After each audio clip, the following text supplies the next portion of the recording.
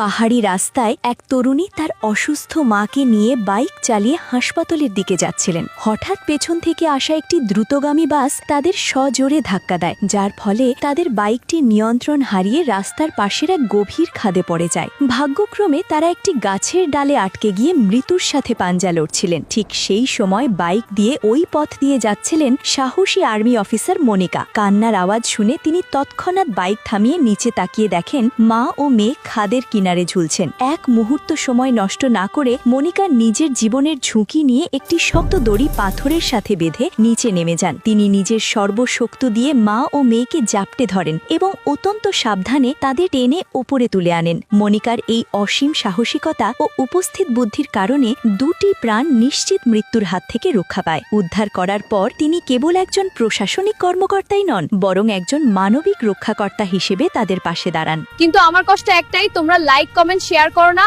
আগো আমার কাজকে ভালোবাসলে ভিডিওটি শেয়ার করো।